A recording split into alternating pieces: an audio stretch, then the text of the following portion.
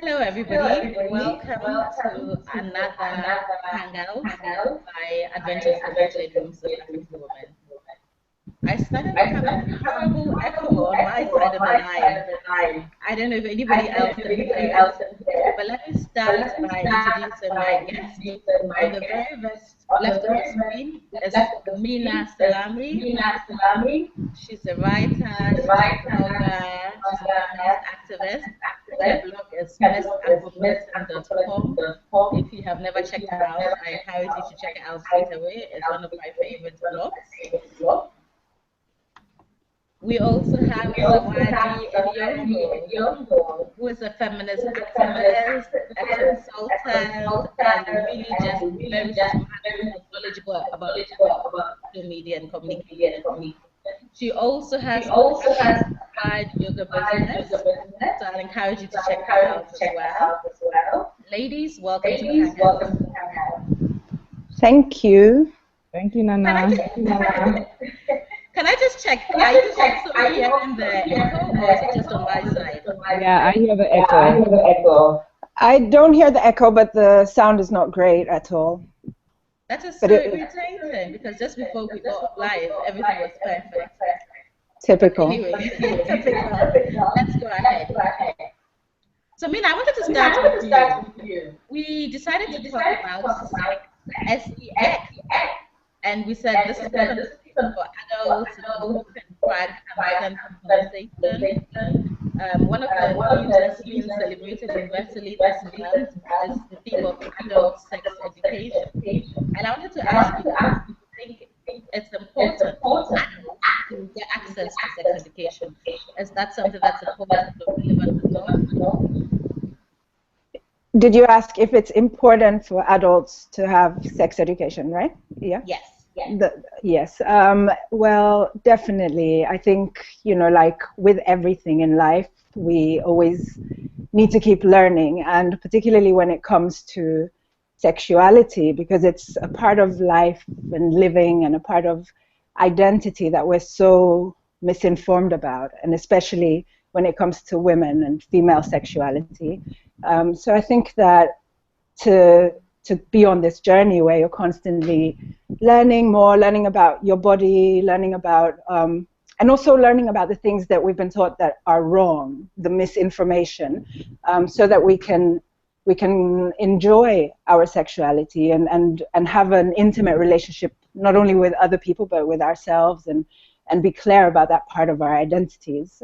So yes, adult sex education. I mean, I don't know if that's the way that I would put it for myself. Like, I don't feel like I'm having adult sex education, but I'm constantly learning about sexuality, and you can learn, through reading material, or it might be watching documentaries or watching porn. I don't know what it is, people might want to learn from, but above all, I think that learning comes from within. It's about being kind of open and honest with yourself about what your sexual experience is. That is a form of learning, really and truly.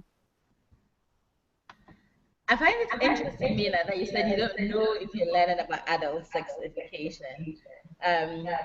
Yes, I find it interesting. Can you elaborate a little bit on that? Well, I mean, I just mean that I don't know if I would say that I am enrolled in adult sex education, because it almost sounds like something you could go and study. And you could, I think, but I don't think that you need a PhD in sex education in order to understand and explore your sexuality. So basically, what I mean is that I think it's something that you do above everything by yourself, within, and processing the kind of things that you experience. That makes a lot of sense to me. Thank you. What are your thoughts, Zawadi, on adult sex education? Well, first, I'd like to say, no, it's not about getting a PhD. I also want to say that we are constantly changing. Our sexuality is constantly changing. How I felt sexually is different from how I feel right now. So the process of learning, I think, should also be continuous. As we change, as we grow, depending on what stage of life we're at, it's important that we are able to embrace and own our own sexuality. I like what you said, and I just want to pick up Zawadi on one of the ways in which you describe yourself. You describe yourself as what does that actually mean? Sex positive. I put it in my Twitter profile. One, to discourage sexist, chauvinist, fundamentalist types of followers. But also, I think a lot of people, when they first hear sex positive, they think of promiscuous, they think of wild. Really, sex positive is about having a positive attitude, perspective, experience of sex and sexuality, creating a world where everybody is able to express their sexuality how they choose. So that's why I strongly identify as sex positive. After all, sexuality is something that is central to all of us who are beings. There is nobody who is, even if you choose to abstain from sex, it could be a powerful choice that you make, a healthy choice for yourself. That is still a sex positive choice. Thanks for bringing that in, because I think that's one of the things that a lot of people forget. Even when we talk about sex, everybody thinks sex. They do not necessarily think about people who choose to abstain from sex, or indeed feel no sexual desire whatsoever. I also really liked what you said about constructing your bio in a way that you want to not attract a particular type of profile. Yes.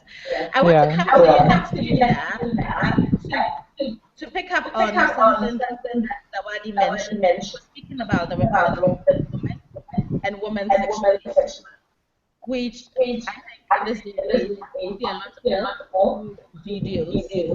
And I'm thinking now of arguably one of the most famous black women in the world, Beyonce. We don't even need to mention her surname.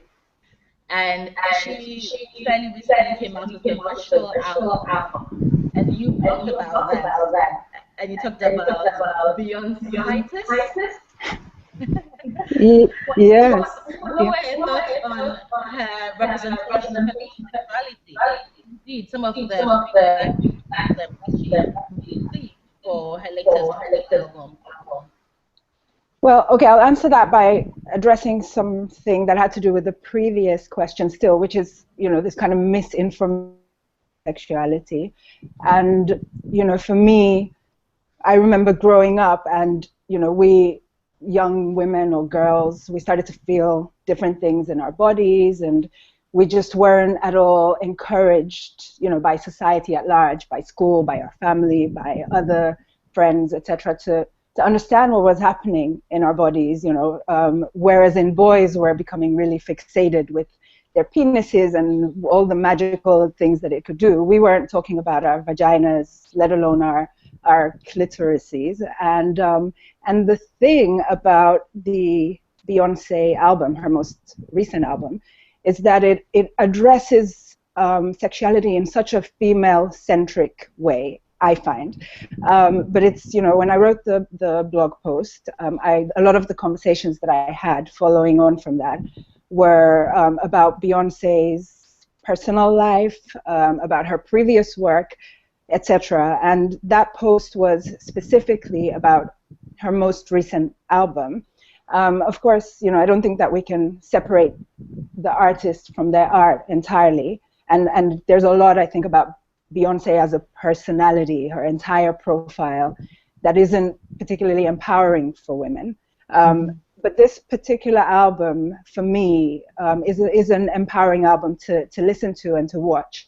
And it is because I find that she's exploring female sexuality, or her take on female sexuality, as in her being a woman, and what she is turned on by, what her, she talks about, she has a whole song that is dedicated to the clitoris, so she's exploring, that side of things. And the way, I suppose her take on female sexuality resonated with me a lot. It seems like she's going through this journey where she's, you know, there's certain things that she's still questioning.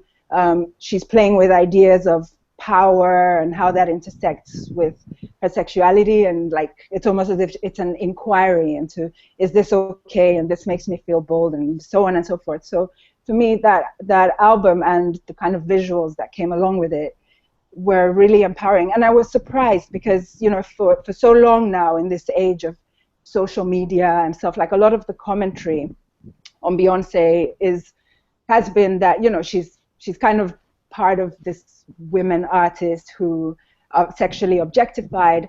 And while I haven't decided that that is true, I've not really engaged with Beyonce in many years, since I was in my early 20s.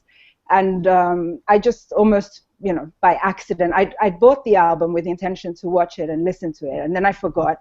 And a few weeks later, I had my iTunes, and it came on, and I was like, oh, what's this? You know, and I was digging the text, and I decided to actually watch the videos, and I was completely blown away because it wasn't what I was expecting. I was expecting to feel more angry and like, why is she doing this? And instead, I ended up feeling like, wow, this is empowering. No, it's interesting that you say that, because I listened one time to the audio album. It didn't do much for me. And on a recent flight, actually to Kenya, Zawadi, I was bored, I couldn't sleep. And on my Mac, the visual album came up, and I was captivated. So I thought that was very interesting. I found the visual part of the album actually more interesting than the audio. And what did you think, Nana, on the section about her sexual message, if you like? What did you make of that? I thought more power to her, more power to her. I thought she was being very bold, and it seemed very different to the image of Beyonce that has consciously crafted over a number of years. She, very much had what appears to be a very well-controlled image, and especially in the very, very early days, she really made a distinction between herself as Beyonce and Sasha Fierce, and now she seems to be saying both Sasha Fierce at the same time. So I find that interesting. Yeah. So now I want to come to you to talk about your Make It Tsunami parties. Tell us about Make It Tsunami. Make It Tsunami came about because of my frustration with the fact that it is really difficult to find good adult entertainment in Nairobi. In fact, I think it's impossible to find good adult entertainment. It also came about because I had done a lot of work with sexual rights activists and organizations, and particularly one group called Night Nurse. They are collective of strippers and lap dancers, and hearing their stories about their working conditions, from being paid atrociously to dealing with grimy, slimy men that grope them and hurt them, and I thought, okay, how can I marry these two things? My hunger for the kind of space where I can express my sexuality in a positive and safe and respectful manner, and the fact that I want to support these women to be able to work in a safe, respectful space. So it was a sex positive party, exclusive, invite only, specifically because I needed to ensure that everybody that came to the party was aware of the rules, was aware of my politics, and that I could trust that the women would feel safe and feel respected. And by the end of the party, they actually said to me that it was the best party that they had ever worked at, and the guest came said the same thing, that it was one of the best parties that they had been to. So it was a huge success for me, and I thought it would be great if more spaces like that were created. they're doing their work. It would be nice if they could work in a safe and respectful space. Yeah. No, that sounds really incredible. And we were lucky enough to have a first person from one of the guests to attend American Tsunami, and that definitely made me feel very jealous and wish I was there. And recently, someone actually emailed me to ask when is the next African Tsunami party happening. And I think it's an African initiative to bring African Tsunami to Ghana. I'll be there. That would be lovely if we could have Wicked Tsunami at different places. It's such a great name. Like, I just, it really expresses something quite powerful. I have to credit that to a friend of mine, Emo, because I said make it rain, and he was like, no, make it tsunami. Mina, are there any such spaces in the UK that you're aware of, or Nigeria? I know those are the two spaces that you tend to go between. Any safe spaces where women can go to learn about their sexuality, to engage, to ask questions, to maybe enjoy a little dance or two? Let me think.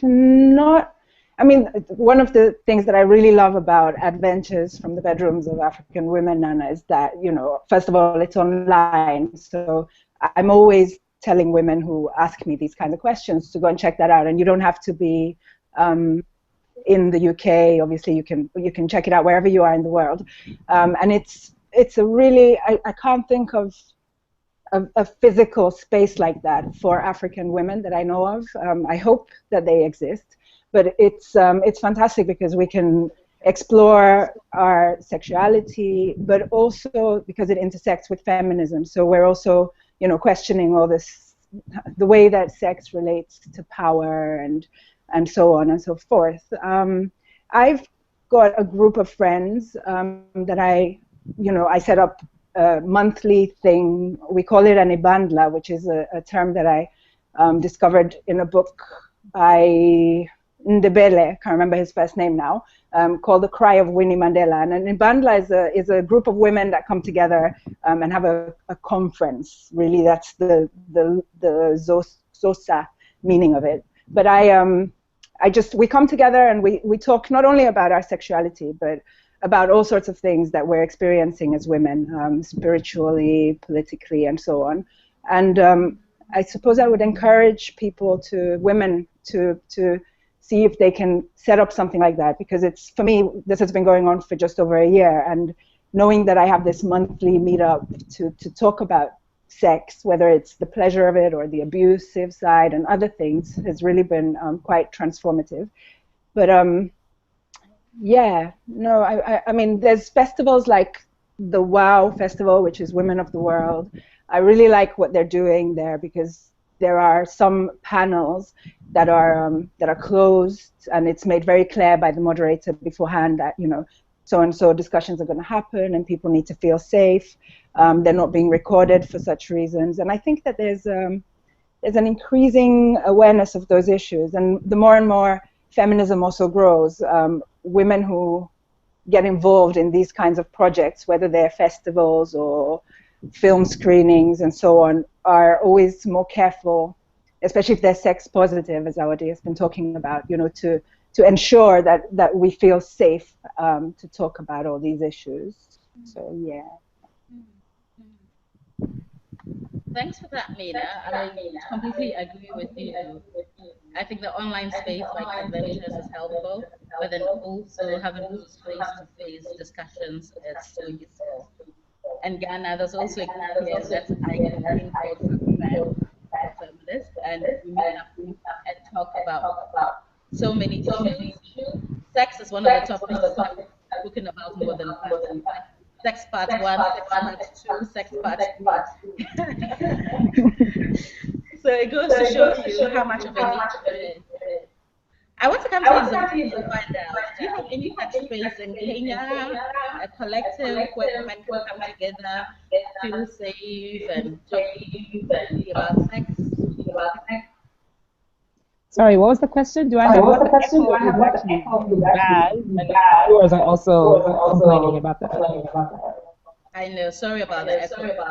I think, especially for you and I, we have to make a very conscious effort to speak very slowly. Maybe that's what we need to have the echo, but we do. I was asking if there are any physical spaces, safe spaces in Kenya where women can come together to talk about issues of sex and sexuality. Hmm. I think spaces are created by different organizations and things like the Trust for Indigenous Culture and Health.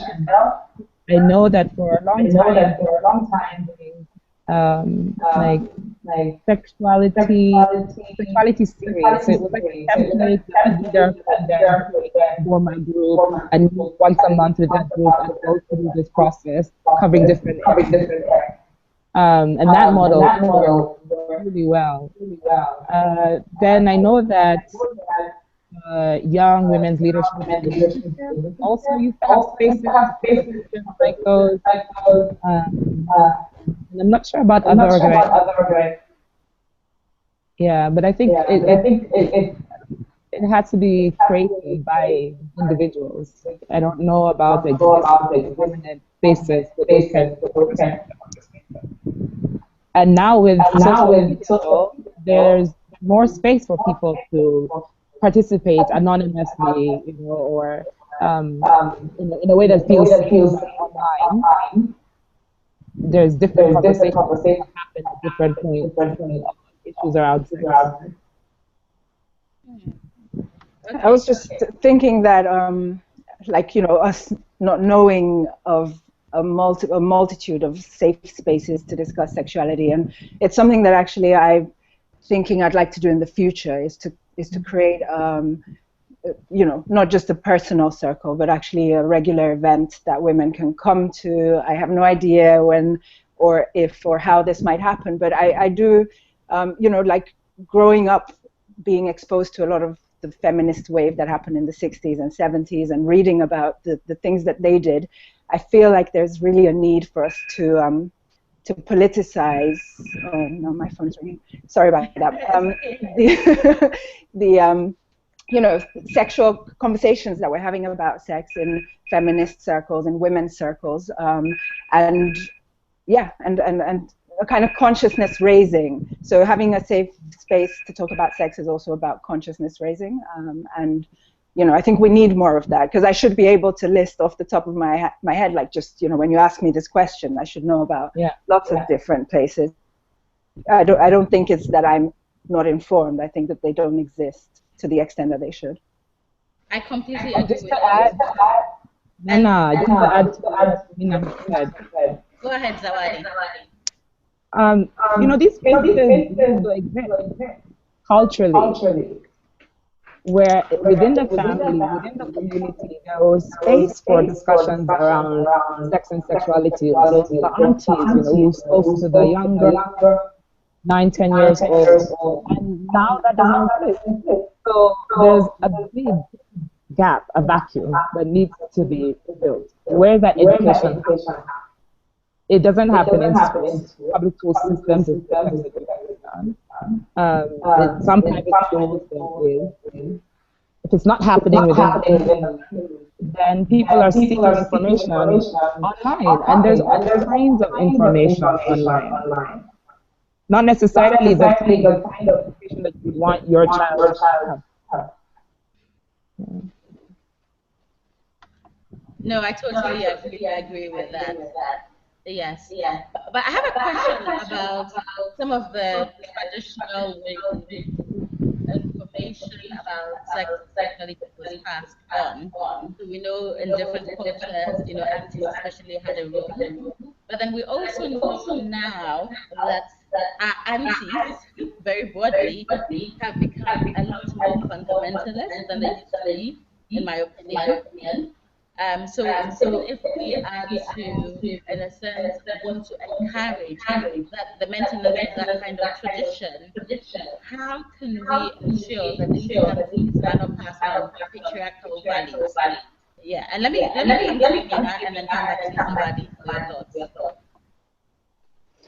Um, I mean, honestly, if an auntie, a metaphorical auntie, is thinks about sex and sexuality in a patriarchal way, then she's not an auntie to get advice from. And I think part of the issue in many of our societies in Africa is this kind of respect for the elders, which is, of course, in many ways a positive thing, and we should absolutely not lose that. But there's, you know, a lot of patriarchal values are passed on by women. I just read an article. 98% of girls in Somalia are cut, genitally cut, and for the most part by other women. You know, so we could not preserve a tradition whereby you would be speaking to women like that in order for them to actually educate you and empower you sexually. So I don't really know the answer to that. I think all we can do is have, you know, feminist aunties, create those kinds of groups, like, you know, which would uphold the tradition, but who would be politically aware that, you know, this is that they are creating sites where they are actually encouraging women to think matriarchally and not patriarchally. Yeah. I like that. Any thoughts, Zawadi? I agree with Minna. We should actually be the future feminist aunties of those nations that we want to educate, you know? Yeah, that's all I have to say. And at the same time, create a cycle. aunties. Sorry, say that again, Zawadi. I can't hear you. I said at the same time, raise awareness among current aunties. Absolutely, absolutely. But, you know, I would, if I can just add to that, I think that at the same time we need to kind of bridge the gaps, so that, because there's a lot of traditional knowledge, you know, and historical knowledge, even among those women who practice, who might inform us in a patriarchal way. And again, I don't know exactly how that would work, but you know, just creating circles, creating events, I suppose we call them in modern times, where, you know, where we can exchange. And if we have to argue, like, you know, if the feminist aunties and the traditional aunties have to fight and kind of say, no, this is wrong or this is right, then so be it. But I don't think, you know, we can't start excluding women who hold a lot of this knowledge simply because they're patriarchal, because I think then we'd be excluding such a huge segment of society, unfortunately. And sometimes even amongst the aunties that we think are very traditional or patriarchal, there'll be a radical group that will just come out of left field. Yep. This also reminds me about an article that was written by Dr. Sylvia Tamale, initially published in Feminist Africa. And she was writing about Uganda and Zengas. I'm not sure if I'm pronouncing the name right, but also they are advocates to teach their nieces about sex before they get married. She found that a lot of them had become modern. Some women were modern singers, writing columns, hosting shows on TV. So I thought that was actually quite interesting, the way that traditional culture had become modernized. Was very relevant. What is that? I haven't heard of this. What did you call it? Zengas? Yes, I think the spelling is Sengas. Okay. And it was written by Dr. Sylvia Tamale, one of Feminist Africa. Okay, sounds interesting. It really does. Yes, it was interesting. And here in Ghana, I actually get people call me up and ask, you know, an elderly woman, an aunt who can come and give a talk to a group of young girls, or not even young girls. I think I've also had a request from a group of women in their 40s, wanting a resource person to come and speak to them about sex and sexuality. So I think the need is actually felt across a lot of age groups. I want to move on to talk about sex and to talk about how we as adults, we as individuals, we as women who are sex positive can actually teach about sex from a point of pleasure rather than a discourse that focuses on pain, suffering, danger. And Zawadi, I wanted to ask your thoughts on how this could be done. Sorry, just repeat that. Sorry. How can we talk about sex from a pleasure perspective instead of a focus on danger, suffering, pain? Yeah. I mean, the first thing that comes to mind about the sex education that is offered in schools is the whole ABC approach, you know, abstinence only, and then what's the being be safe and Be faithful, use a use a condom. condom. What is ABC? I've even Yes, forgotten. abstinence, be faithful, use a condom. Yeah. So right from the beginning, the attitude around sex is one of fear and danger and sex is this bad thing. And so there's very little space for children or young people, young adults to even ask questions, to, you know, to share their own fear experience. But more than that, we start thinking about sex not even from a point of view of pleasure from a very young age. There's a lot of shame around it. And so if you do engage in sex and you're having sex before marriage and you're feeling guilty and shameful, and there's very little space for positive conversation. I'm fortunate when I was 9 years old, that was when my mother started speaking to me about sex and my reproductive health. This is because she was working with family planning organization, and she had seen the negative impact of not talking about sex and educating your children out there. And she wanted to encourage me that at any point in my adulthood, I was ready to have sex, to feel that I could go and speak to her about it. Didn't quite work out that way, but the point is I did have a lot of information from a very young age. I mean, she would give me pamphlets and brochures, and I knew a lot about how to protect myself from it, for example, and I felt ready, at least in terms of information and knowledge, by the time I was engaging in sex. But that's not the norm. And I think a lot of people end up experimenting and hurting themselves, ending up in dangerous situations, the very situations that this ABC approach is trying to prevent, but actually getting people, you know, into. I remember there was one time I had someone say at a conference, ABC only leads to D, which is death. Oh no. And I thought that was quite apt. I want to come to you, Mina. Zawadi says she started learning about sex from the age of 9. Her mom was sharing information with her.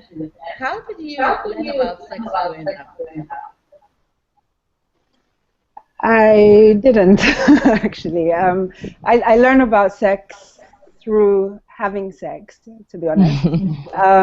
And I think that that's quite unfortunate, in the sense that, you know, sex, it would be great if I've thought about this, you know, afterwards, like if I'd grown up in a more female-centric society, the kind of things that I would have known, as Zawadi did, you know, when she said, when she started having sex, she was already aware of a lot of things. I wasn't. I thought I was, and sex was, you know, it was pleasurable. I had many positive experiences in my, you know, before I turned 20. But actually, for me, it was not until I was in my 20s and I discovered feminist writing and feminist work that I feel like I really learned about sex, and what it meant to be a sexual being, a woman who was sexual on her own terms. Before then, you know, I don't know what I was doing. I mean, I don't know what it. I don't feel like I was informed. Although I wouldn't change my journey, you know, the slightest part of it if I could, because it's made me who I am. But I really can't say that I learn about sex from having sex, and I don't think that that should be the case. I hope that, you know, in the future, girls won't say that that's the case either, because especially because we're so misinformed about our bodies, and because we don't really, you know, we're not encouraged to talk about our bodies when we're young. And so, you know, I definitely was one of those teenagers who had all kinds of misconceptions, and I was very afraid, for instance, to lose my virginity. And that's, you know, that's not normal. We shouldn't feel fear about something which is a beautiful part of human life. You know, to be intimate with somebody else is not something that we should be encouraged to feel so afraid of. But it really felt as though, you know, it was going to be the worst experience in my life, and it was going to be so painful. And it wasn't. I mean, it wasn't mind-blowing, but it was pleasant, you know.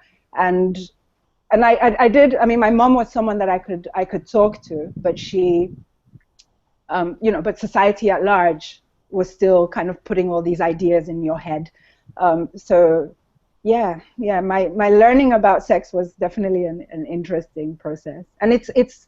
I mean, I have to say that I think it's still, you know, it's ongoing, which is what adult sex education is about in that sense. It's, you know, I don't feel like there's a destination to be reached. You're just constantly learning and exploring, and still I find myself thinking sometimes, like, why do I believe this thing to be true? There's so many myths that needs to be busted about female sexuality, and the kind of challenges of doing that as a woman are difficult at times. Hmm. No, I definitely did not learn about sex growing up either. I used to read Mills and Boone. So I had a very romanticized notion of what sex would be like. And I just felt the minute you started, well, I felt like if you missed a period, it meant you were pregnant. You know, so I remember a couple of months when I was 13, not having my period and going to the convent every day because I was in the ordered Catholic school at the time to pray to get my period because I thought not having my period meant I was pregnant. But I want to come back to you, Zawadi, because you said you had sex education from your mom and you knew you could go to her, but you still did not feel comfortable going to her to talk about sex. Why was that the case? Because, you know, I mean, at the end of the day, of course, the rhetoric was, here's all the information about sex, and I want you to be open with me, but, you know, the Bible really says that you should wait until marriage to have sex. But if you can't wait, you can talk to me about it. So as much as I knew I could go to her, there was that voice in the back saying, it's wrong, it's wrong. And that if I am going to have sex, it needs to be with somebody who I'm in a very, very serious relationship with. And that wasn't the case, my first sexual partner. So I was not about to tell my mom about that. In a minute, Zawadi, I'm going to come back to you to ask about sex education in the church. But before I do, I just want to remind everybody who is listening that you can ask a question to our panelists. If you're watching the live stream, you can actually type in your question in the comments box and it will pop up. There was also the ability to type in the question somehow into this Google Hangout and I'll see it. We're also tweeting from the Adventures from handle. The hashtag is @sex, capital AD, capital SEX. That I made think, me laugh. yes. Oh, Ihoma has managed to join the call. Ihoma, welcome. Nana, Hi, Nana. Emma. Hi. Okay, Eventually.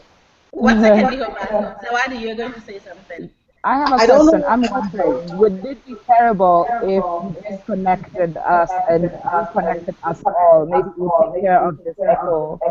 I mean, I think we have 15 minutes left. At least we'd have 15 minutes of clear conversation between all of us. What do you What think? did I'm actually using my phone. Okay, Homa, I'm glad you are on here. We're Yeah, having I a don't know what happened, but clearly there's a problem with whatever. So I just told myself, let me use my phone and see whether it works. and it did work, so we're happy to have you here. We're just I've listened to discussing. Mina and Zawadi, and I love both young women anyway. Oh, we love you too, Ioma. Thank you. So I'm just wondering about Zawadi's suggestion. Should we try? But the echo seems to have suddenly improved, actually. Zawadi, does it It's sound any better for you? no, I still hear it. It's Okay, not because okay. It's not as bad, but it's still there. it's improved a lot. I see Ihoma joined the call. It's really funny. So it's making me wonder whether we should persevere for the last 13 minutes or whether we should do as you suggested, hang up and come back. Mina, what do you think? Me? Yes, what do you think? No, well, I mean, I don't know how bad it is for Zawadi, but I think now that we've managed to get Ioma to join us, I'm a bit worried that we might be Okay, trying to let's go connect ahead. with Let's go ahead now. Okay, so Ihoma, I'm going to come to you. Thank you. I'm glad you persevered and I'm glad you're here. Women, we are conquering technology every day. And we've been talking, you've heard what Mina has said, what Zawadi has said. Do you have any particular thoughts you want to share at this point in time, just in general, on any of the issues we've been discussing? They've echoed both my thoughts in ensuring that we have representation, opportunity for women to ask questions, to begin to discuss their sexuality in a safe space. And I think Mina is right. The adventures from from the bedrooms of African women gives us that opportunity. And what Zawadi has done, I remember Zawadi's sex partner. I wasn't there, but I heard about it. And I heard about it all the way in Nigeria. Wow. And I remember thinking to myself, oh my God. And so that tells you how conservative the dynamics are for us as women. Because we're in different spaces of issues around sex and sexuality. Mhm.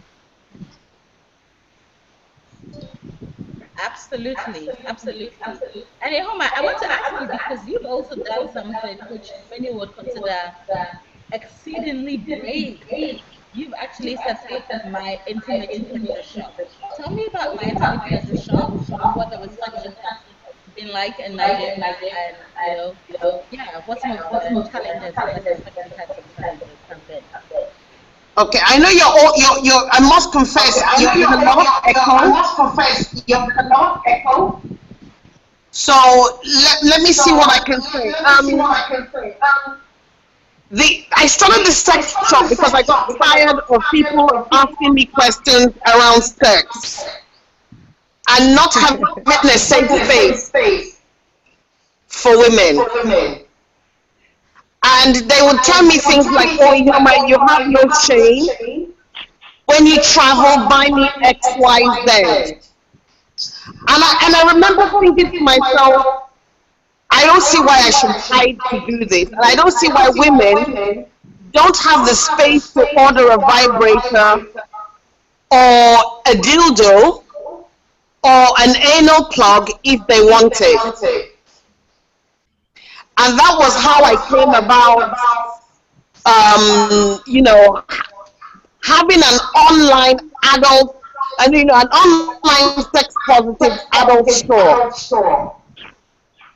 Now, it's extremely difficult because in Nigeria, the market caters for only men. So the toys, the people that have been selling before, sell primarily for men and men's sexual gratification. So there's a problem there, but it's workable. And I'm glad we've got you actually doing something proactive to try and deal with that problem. Over here as well, I get similar requests where people want to know where they can get sex toys from. And one of the things I have actually thought about is, yes, also selling sex toys. And then I was seeking advice from a lawyer friend, and he actually told me that Ghana has a law against selling obscene material. Wow. Exactly. And, there isn't a very clear definition of what counts as obscene or not. So literally, a police officer can decide, well, this material you're selling is obscene. I'm going to take you to court, and then the judge will use her discretion to decide whether it's obscene or not, and you can run into court. So there wasn't a clear legal framework setting up, something similar in Ghana. I'm wondering, what's the situation like in Kenya, Zawadi? I didn't hear you, Nana. I didn't get what you said. Just can you ask the question? Apologies. I was Laws saying, around? laws around selling sex toys, having a sex shop. Is it possible to do that Oh, in okay. Kenya? I'm not sure. I'm not sure what the law is currently. I know that a few years ago it was illegal. You had to release smuggle sex toys into the country. But there are a few stores that sell sex toys, and again, it's a lot of word of mouth. Um, However, I know that there's a current. It's even online. They're selling sex toys, so I'm not sure what the law says in Kenya about it. Yeah, it might have changed. No, thanks for that. It's interesting, like, to see what the various positions are in different countries. I mean, I know the UK situation is very liberal. I mean, so that's why I'm asking a specific question about the UK and the selling of sex toys. That's where we come when we can to buy sex toys. Exactly. But I was isn't I mean, nowadays with the internet shop, does it matter I suppose you can't get stuff delivered to you anywhere in the world, right? Like in Ghana, even though it would be illegal to sell, is it also illegal to buy? Have you That's an watched the interesting episode of An question. African Cookie where I she's trying to haven't get watched her that sex yet. toy? Everything goes through customs. Ah, right, of course. And I guess that'll be the main challenge, delivering the stuff. But then it's also interesting, just on a personal level. Whenever I travel with a vibrator, and I always pick the most discreet looking, vibrator that looks like, I don't know what I think it looks like, but I actually have one that looks like a mouse. And literally, you can plug it into your Mac to charge or your computer to charge. Yeah, I think I have the same one. but you can lock it. Have you discovered that? If it is the same one, I Oh, can give you wow. instructions on how to lock it, so it doesn't start Interesting. vibrating when you travel. We shall trade tips later. Yes, yes, yes.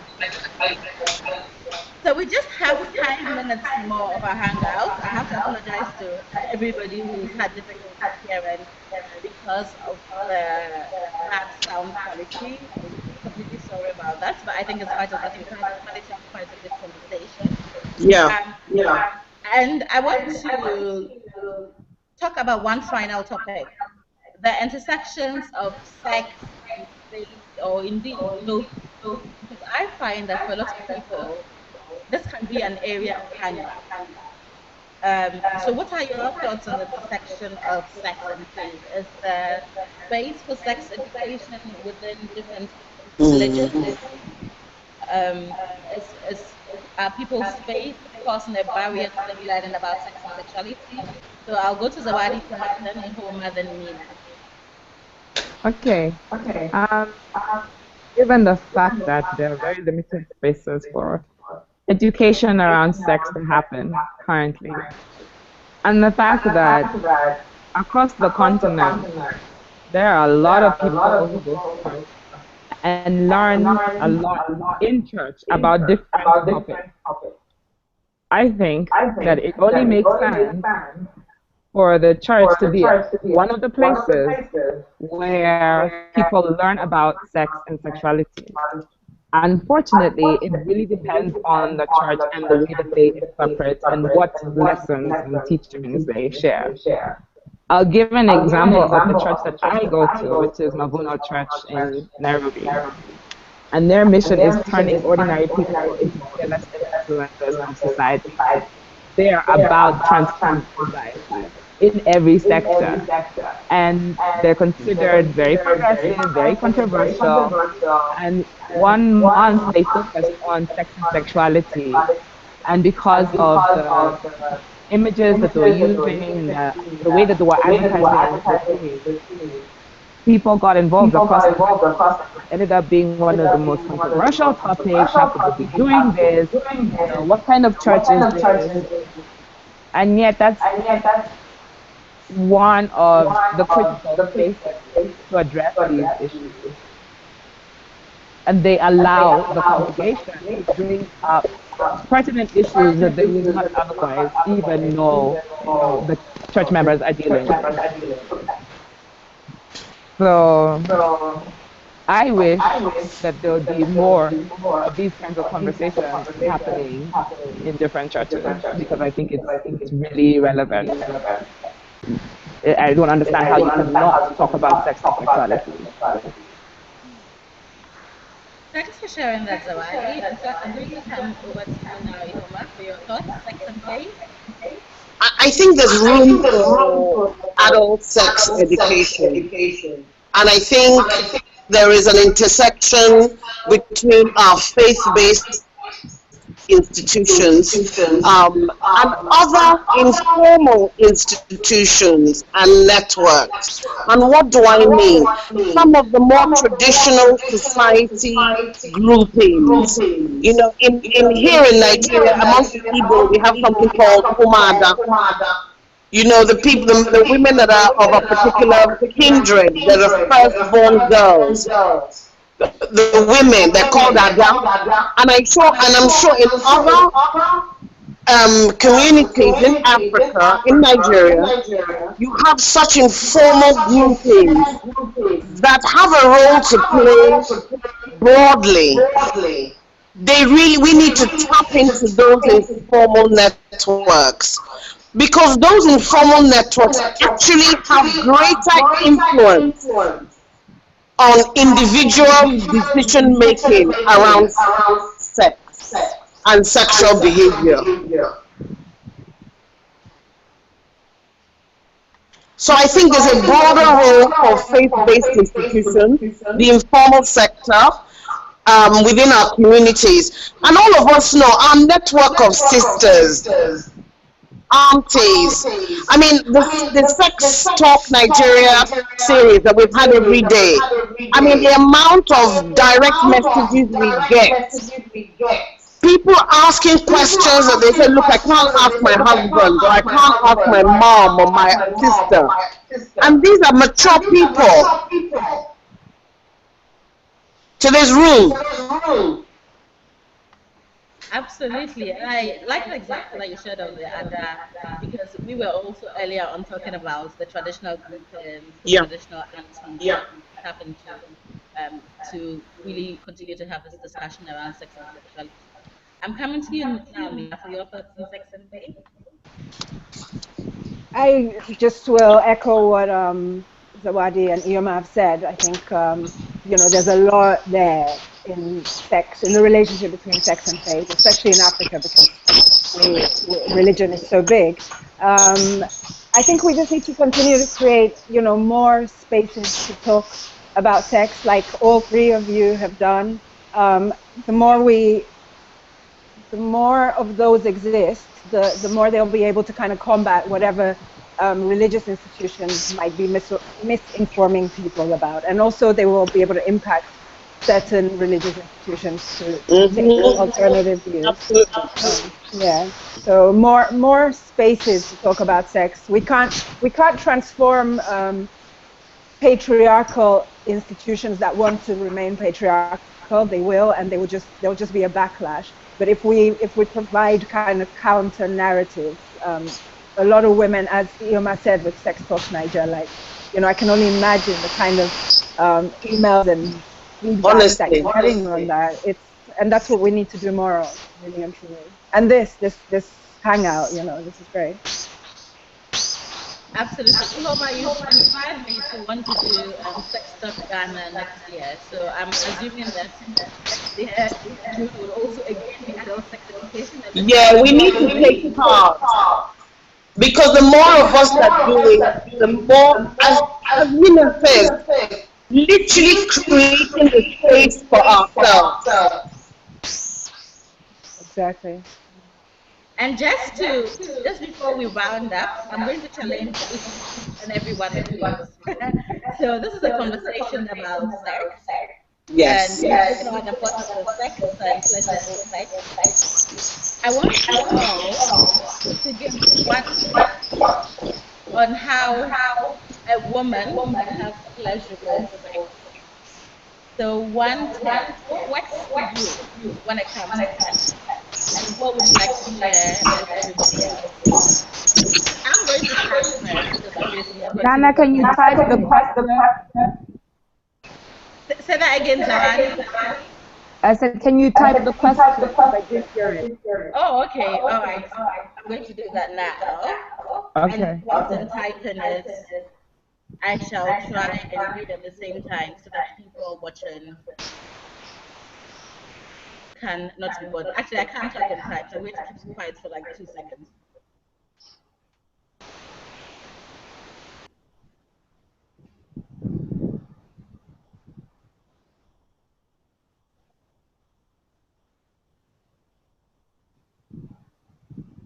Nana. Go ahead. You're gonna have to have this again. I'm going to have to what? Do this again? You're gonna have to have this hangout again. Yes, with no echo. And this time, maybe out and I'm Ghana to help me because I still don't understand how when we were online 15 minutes doing our technical check, we had no issues whatsoever. No, listen, I think there's something wrong with the video on my computer. Yeah, it just went off. But funny enough, we can actually see you great. I can even see you're walking around. So I'm just going to repeat my final question. Even I saw your dog barking. What is that? This is hilarious.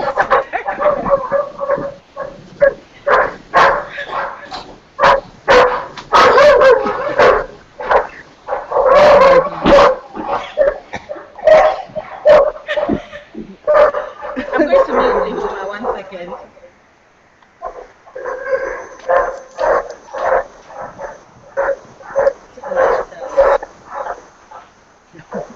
Sorry.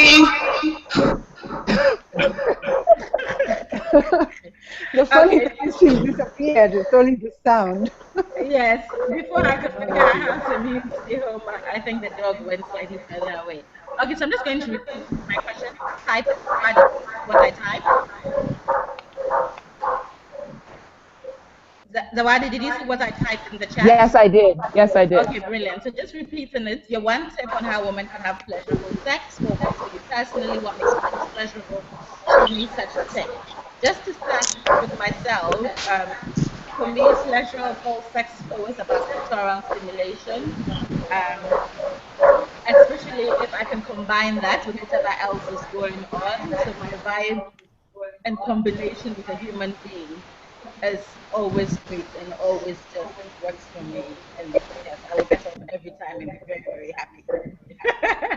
So that's my one tip, introduce your vibe into the party with your partner. And I'm going to go to Zawadi, and I'll go to Ihoma if she's there, and then finally to Mina, and then we'll close. So over to you, I'm Zawadi. Oh, here. good. I'm Okay. here. Okay, Papa, hold But I've on. had to move. It's okay, hold on. Zawadi is going to go next. Zawadi, go. Okay. All right. So for me, I think the one tip I would give women is to know your own body, to have a lot of sex with yourself so that you know what you want and you know what the most sensitive parts of your body are. For me, my nipples are definitely up there on the list. Thank you, Zawadi. Over to you, Ihoma. For me or Mina? You. Oh, clitoral stimulation.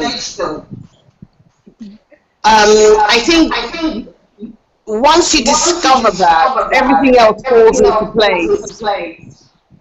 And then I think also sometimes the ability to use one's imagination to conjure up an image is also important.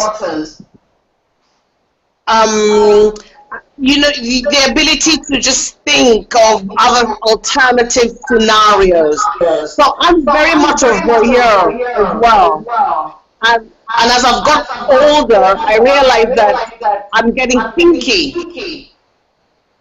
I don't know whether that's healthy or not, It sounds but very that's a healthy. tip. Why not? Over to you, Mina. Okay, for me, what you all have said, focus on your clitoris as a woman. That's your equivalent of the glans on a penis. It's where is of that. And also, forget about most of the stuff that you're being taught about sex, because we live in a society that everything it tells us about our sexuality as women is actually to make sex more pleasurable for men. So make a conscious choice to educate yourself from other women, from feminist women especially, and from your own pleasure and your own self. Brilliant. Thank you all so much. And I just want to say thank you to each and every one of you, Mina, Ihoma, Zawadi, for joining us on this hangout. I agree, Zawadi. I think it was Ihoma who said if we need to repeat this hangout, we will. And I will do my best to look into how we can avoid having technical difficulties. Although I think sometimes these things just happen outside of our control. I think it's been a Yes. great conversation. I've enjoyed myself. I've also learned a lot. And this will be recorded and it will be on the Adventist website. I also want to encourage everybody who is watching, listening, to follow these three amazing women. Their handles on Twitter, Mina Salami and Ms. Afropolitan, Afropolitan.